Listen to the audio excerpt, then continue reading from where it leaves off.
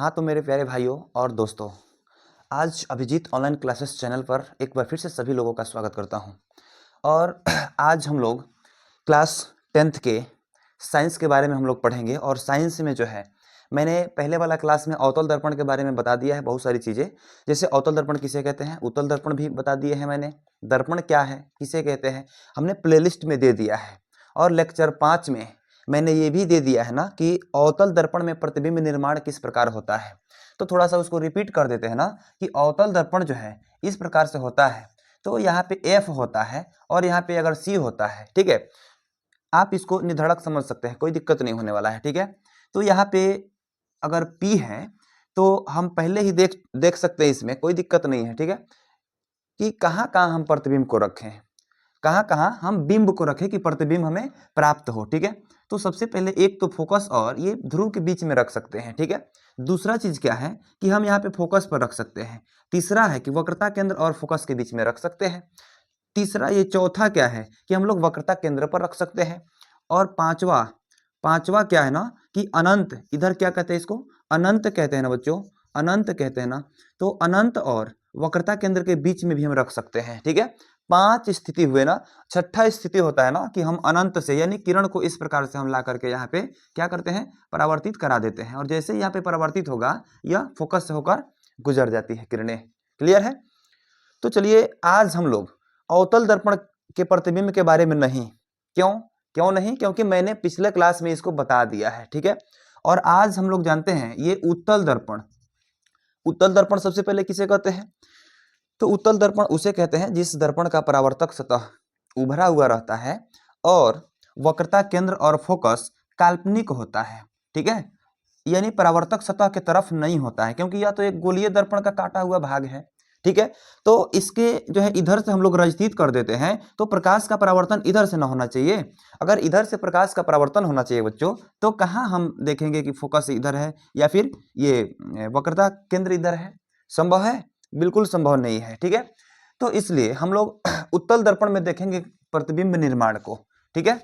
देखिए आप लोग निधड़क देख सकते हैं और बिल्कुल टफ नहीं होने वाला है, ठीक है। अवतल दर्पण में 6 स्थिति लिए थे ना, इसमें केवल और केवल कितना स्थिति लेंगे बच्चों, कितना स्थिति इसमें हम लोग लेंगे, तो इसमें हम लोग केवल और केवल 2 स्थिति ले सकते हैं। कितना स्थिति ले सकते हैं, 2 स्थितियों को हम ले सकते हैं बच्चों।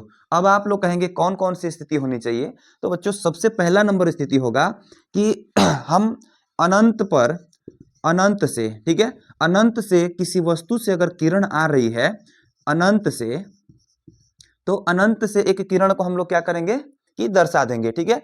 और दूसरा नंबर क्या है ना कि हम लोग P एवं अनंत के बीच में रखेंगे, अनंत के बीच में। जानते हैं क्यों, यदि उत्तल दर्पण ऐसे बना दिया जाता है बच्चों, उत्तल दर्पण, तो इसमें जो है ना F इधर हो जाता है, C इधर हो जाता है, ठीक है, और इधर केवल अनंत होता है और एक P होता है। तो हम प्रतिबिंब बनाने के लिए बिंब को रखेंगे कहाँ पे, तो अनंत पे रखेंगे और एक अनंत और P के बीच में रखेंगे बच्चों, ठीक है।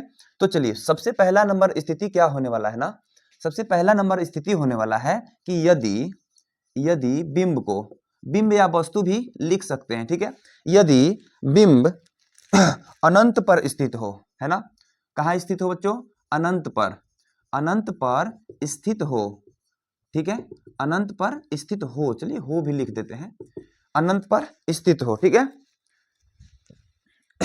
तो इसका हम लोग एक शेप बनाएंगे कि तब इसका प्रतिबिंब निर्माण कैसा होना चाहिए। बच्चों सभी लोग बच्चे ध्यान केंद्रित करेंगे, सभी बच्चे ध्यान केंद्रित करेंगे, ठीक है। चलिए और एक चीज आप लोगों से बता देना चाहता हूं कि अगर चैनल पर कोई नए हैं तो चैनल को सब्सक्राइब कर लीजिएगा, अगर वीडियो अच्छी लग रही हो तो लाइक कर दीजिएगा कम से कम वीडियो को, ठीक है।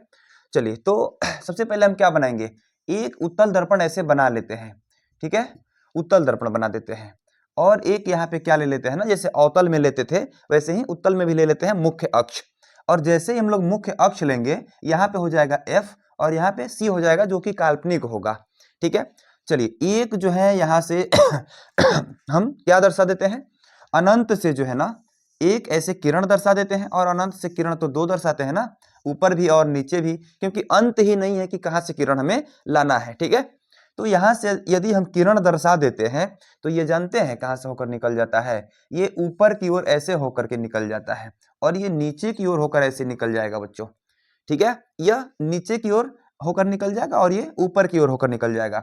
और कहाँ से निकलता हुआ प्रतीत होगा बच्चों, कहाँ से निकलता हुआ प्रतीत होगा, ये फोकस से निकलता हुआ प्रतीत होगा। अगर यहाँ पे आपकी आंखें हैं प्यारे बच्चों, अगर यहाँ पे आपकी आंखें हैं, अगर आप देखना चाह रहे हैं ना, अगर आप देखना चाह रहे हैं ना, तो आप ये चीज देख सकते हैं बच्चों कि ये किरण लग रहा है ना कि यहाँ F से निकल रहा है। क्लियर है, यहाँ F से निकल रहा है। ठीक है तो इसलिए आप इसमें कह सकते हैं कि अतः वस्तु द्वारा बना प्रतिबिंब, प्रतिबिंब सबसे पहला नंबर पॉइंट हो जाएगा ना कि फोकस पर। प्रतिबिंब कहाँ बनेगा, फोकस पर। कहाँ बनेगा बच्चों, फोकस पर। और वो भी जानते हैं कैसा प्रतिबिंब बनेगा, यह प्रतिबिंब काल्पनिक बनेगा। 2 नंबर में हम कह सकते हैं काल्पनिक, काल्पनिक होता है। ठीक है, 2 नंबर में हम क्या कह सकते हैं कि ये प्रतिबिंब काल्पनिक होता है। दर्पण के पीछे जो भी प्रतिबिंब बनता है काल्पनिक बनता है।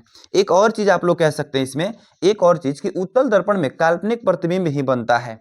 जानते हैं क्यों, उत्तल दर्पण में, उत्तल दर्पण में ये कह सकते हैं आप कि उत्तल दर्पण में केवल, केवल काल्पनिक, काल्पनिक प्रतिबिंब, काल्पनिक प्रतिबिंब ही बनता है, काल्पनिक प्रतिबिंब ही बनता है। ठीक है, उत्तल दर्पण में केवल और केवल काल्पनिक प्रतिबिंब बनता है प्यारे बच्चों। ठीक है, अगर कह दिया जाए कि काल्पनिक के साथ साथ क्या उल्टा बनता है, क्या सीधा बनता है, तो यहाँ पे आप लिख सकते हैं कि सीधा तथा वस्तु से छोटा बनता है।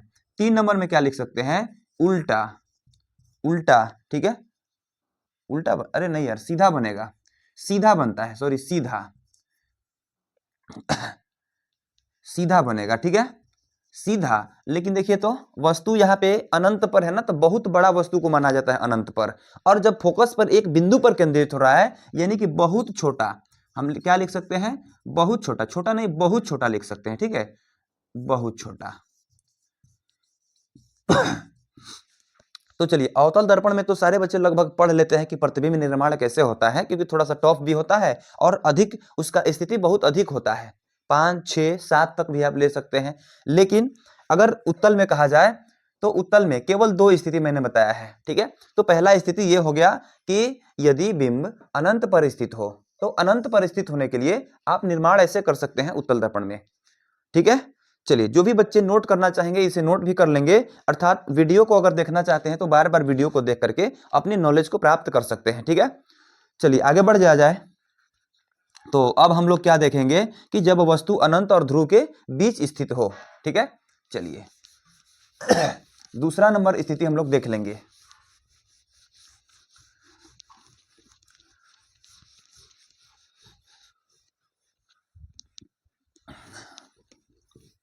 चलिए दूसरी स्थिति क्या है, इसका आप लोग हेडिंग भी चाहे तो दे सकते हैं कि उत्तल दर्पण में, उत्तल दर्पण में प्रतिबिंब निर्माण, प्रतिबिंब निर्माण, ऐसे आप लोग लिख सकते हैं। ठीक है, हेडिंग भी आप लोग ऐसे दे सकते हैं। ठीक है, तो चलिए 2 में क्या लिखेंगे बच्चों, 2 में लिखेंगे कि जब वस्तु, जब वस्तु अनंत और ध्रुव के बीच स्थित हो।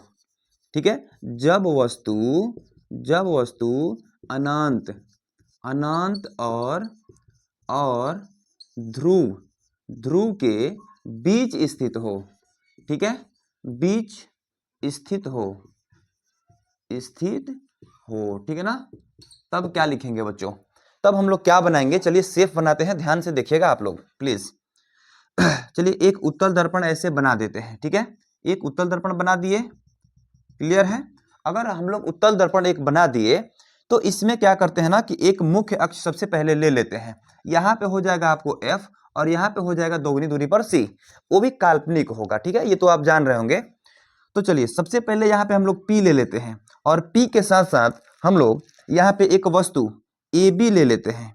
क्या ले लेते हैं जी, AB ले लेते हैं, AB ले लेते हैं। ठीक है, तो यहाँ से यदि एक किरण हम लोग क्या भेज देते हैं, मुख्य अक्ष के समांतर। ठीक है, क्या भेज देते हैं जी, मुख्य अक्ष के समांतर भेज देते हैं। और दूसरी किरण जानते हैं कहां से भेजना पड़ेगा, दूसरी किरण आपको देखना पड़ेगा कि आखिर वक्रता केंद्र है कहां, काल्पनिक रूप में इसको वक्रता केंद्र से ऐसे मिलाना पड़ेगा, ठीक है, काल्पनिक रूप में ही मिलाएंगे। तो उसके बाद तो आप लोग जानते हैं कि फोकस से भागता हुआ ये प्रतीत होता है ना किरण, फोकस से, यानी कि यहाँ से जाता हुआ प्रतीत होगा, जो कि यहाँ पे दोनों कटान बना रहा है और वो भी काल्पनिक बना रहा है बच्चों, काल्पनिक बना रहा है, ठीक है, इसको आप लोग बिल्कुल नहीं भूलेंगे। चलिए एक बार जल्दी से बना देते हैं। यहाँ से मान लीजिए कि ऐसे हो गया, ऐसे, यहाँ पे हो गया F, यहाँ पे हो गया C, यहाँ पे हो गया P, एक वस्तु यहाँ पे रख देते हैं, जैसे ही यहाँ से इसको समानांतर भेजते हैं और एक जो है यहाँ से भेजते हुए प्रतीत होगा, और जैसे यहाँ से फोकस से होते हुए लौटता है ये प्रतीत होगा। इसको पीछे ले जाकर के ऐसे मिला देंगे, प्रतिबिंब यहाँ पे बन जाएगा। वही स्थिति सेम यहाँ दिखाया गया है, ठीक है ना। और यहाँ पे एक चीज और आप लोग देखेंगे ध्यान से कि ये प्रतिबिंब सीधा बन रहा है और यहाँ पे कटते हुए प्रतीत हो रहा है। रेखाएं क्या है, काल्पनिक रेखाएं हैं, जिसे टूटे हुए रेखाओं से हम लोग दर्शा देते हैं, ठीक है। तो चलिए अब स्थिति फर्स्ट क्या लिखेंगे, स्थिति फर्स्ट क्या है बच्चों, स्थिति फर्स्ट ये है कि यहाँ प्रतिबिंब किस प्रकार का बन रहा है। तो फर्स्ट में हम लोग देखेंगे कि सबसे पहले यह ध्रुव और फोकस के बीच कहाँ बन रहा है, ध्रुव और फोकस के बीच बन रहा है बच्चों, ठीक है, ध्रुव एवं फोकस के बीच बन रहा है। देख लीजिए फोकस जो कि काल्पनिक है, ठीक है, और सबसे पहले तो हमें जल्दी ही लिखना होगा कि काल्पनिक बन रहा है। क्या बन रहा है, काल्पनिक बन रहा है, ठीक है ना। सबसे पहले ये विशेषता होनी चाहिए कि प्रतिबिंब काल्पनिक बन रहा है बच्चों, ठीक है। उसके बाद क्या सीधा बन रहा है कि उल्टा बन रहा है, तीसरा नंबर में लिख देंगे कि सीधा बन रहा है। क्या बन रहा है जी, सीधा बन रहा है, अत्यधिक उत्तल में सीधा ही बनता है, ठीक है, सीधा बन रहा है। उसके बाद लिख देंगे वस्तु से छोटा। देखिए तो वस्तु यहाँ पे बड़ा है लेकिन ये प्रतिबिंब छोटा बन रहा है। 3 में क्या लिख देंगे, वस्तु से छोटा, वस्तु से छोटा, ठीक है।